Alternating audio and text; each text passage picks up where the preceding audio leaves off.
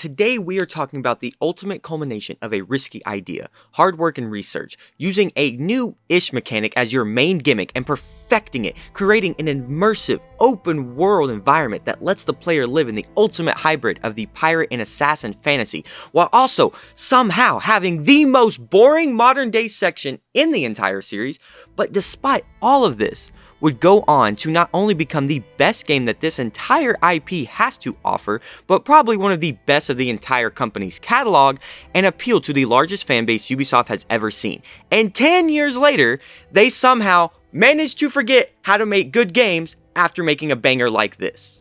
This is the truth of Assassin's Creed 4 Black Flag, what it meant for the series when it was released, and how it shaped the future of the Assassin's Creed franchise we see today. This is the part of the video where I tell you when this game was released, how much it sold, why it was successful, and no other game in the series has really topped it in sales since. Well, no other good Assassin's Creed game, that is, in my opinion. Now that that's out of the way, let's get down to business. Why for the last decade do you hear that most AC fans and other YouTubers say AC4 is the best, Black Flag is the best game, this game is Assassin's Creed, every AC game wishes it was this game? Well, simply because AC4 is that game. Black Flag is the ultimate pirate fantasy. If Brotherhood was like the peak of the assassin fantasy and living during the Renaissance, then Black Flag is the equivalent for that for this era of games. Let's just break it down really quick and really showcase what this game offers for those of you who just might not know. The naval combat and ship mechanics are fantastic. You have this, you have this, you have this, and oh my god, I feel like Jack Sparrow. The open world environment and feeling of freedom.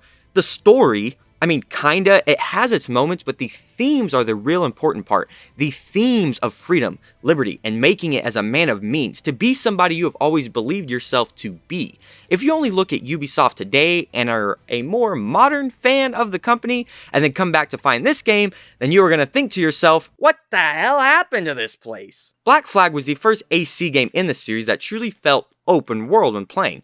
I mean, not like Elden Ring or Breath of the Wild, because those are golden open world games, but I think as much open world as the AC formula could get. Docking your boat, getting immediately off to collect a treasure on an island to immediately jump back on your ship and sail to your next destination. Yes, you have certain areas like Havana, Nassau, Kingston, other big settlements where there is a load screen going to and from, because that's how big those places are. And I don't mind it that much when especially I can go to islands like the Grand Caymans and just stop and go as you please, and the same with forts, so that's not too bad.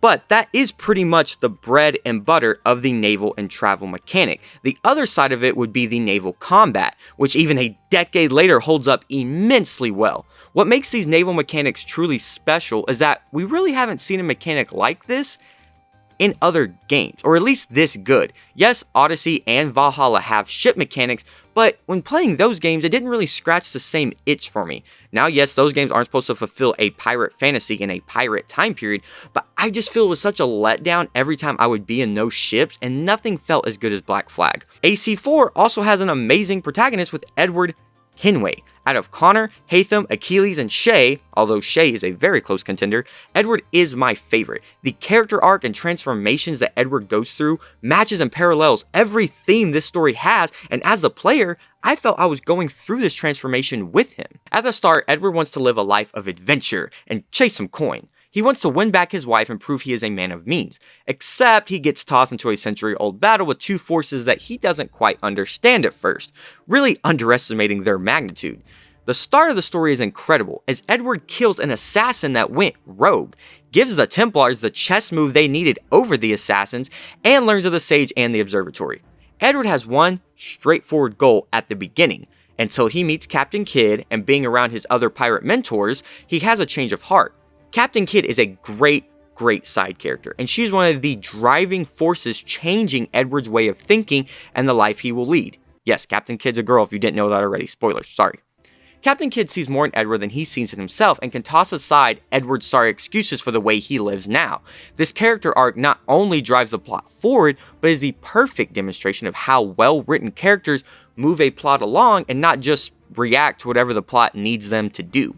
Every side character feels real in this game. This is another secret sauce to Black Flag's ultimate pirate fantasy. But what does really set this game apart from its successors and predecessors? What makes Black Flag not only the ultimate pirate game, but just an amazing game in general? What hurdles and obstacles did this game have to face to achieve the status it now has? See, Assassin's Creed 3 was the start of a new world era that would have games such as AC Rogue, AC Unity, and Black Flag itself. But the key difference here is that Black Flag had the hardest job to do in my opinion. It had to start a brand new era in the modern day because Desmond died. AC3 was riding off the coattails of a story built up for 4 games before it. AC3 did switch protagonists, but it had the Desmond story to keep it on the hype train for everyone. It was the finale of a story tying 5 games together with 3 different protagonists. Consumers still had a grasp of what this series was and how things were going, despite the protagonists changing every so often because of the modern day story. The modern day story tied the games together, but after Ubisoft shot themselves in the foot, they had to go in a different direction. And Black Flag was the first game in this experiment for a new modern day story, and more importantly, the new modern day gameplay. Or lack thereof. Yes, this is where I get to talk about Black Flag's weird first-person modern-day missions that confused me more than anything the first time I played the game. See, after Desmond died, Abstergo kept the body, because the story couldn't get any weirder. Now, the Animus doesn't have to have a descendant of the assassin to use it anymore. Anyone can do it with Sample 17's DNA through this new Animus system.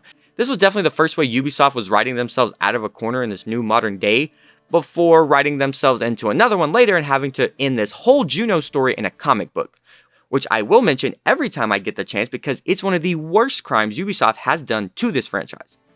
Sorry. Anyways, using the Sage as the IT guy, having you hack the computers and sneak around the office of Abstergo was worse than running around Ezio's villa looking for power outlets as Desmond. I understand Ubisoft needed a way to change up the gameplay when losing Desmond, but this modern day is a slog. Black Flag is an incredible game when playing as Edward.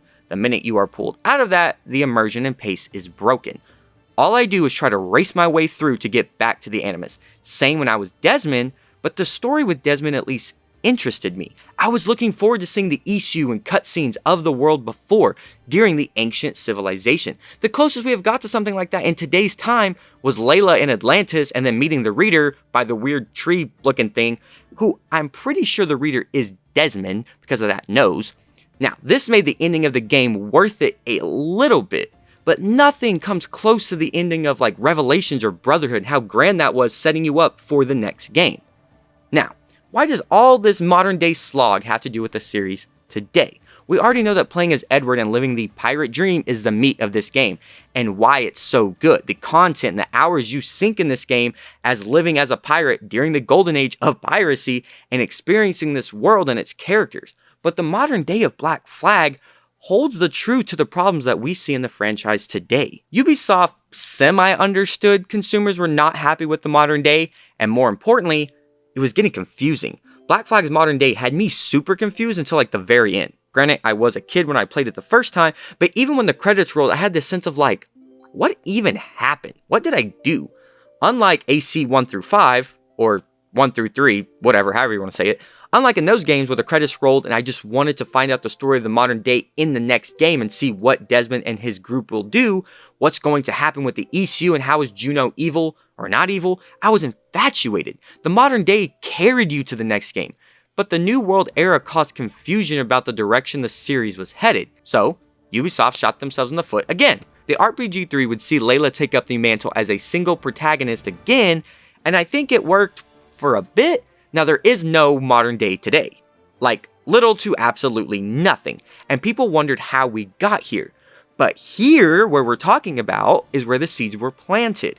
As I said at the beginning of this video, a lot of AC fans agree that Black Flag was the last great AC game, and they wonder why that is. The truth of why people think AC4 was the peak of the franchise, and probably was, is because it was the last time Ubisoft really showed us they cared.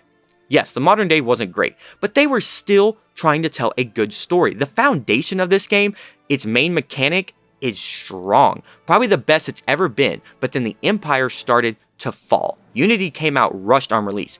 A great game now, an amazing game now, yes, but was still not polished when it was supposed to be, and thus the seeds for Ubisoft's laziness and corporate greed started right here, at the height of their career, when writing a story about overcoming the lust and control that greed can have on a society or a single person. The truth of AC Black Flag is that it brought the fans one of the best experiences in the series that they have to offer, and is considered a classic now a decade later, but sadly started the downfall of a company that would soon become the poster child for ripping off consumers.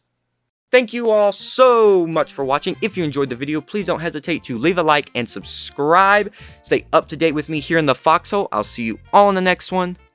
Peace.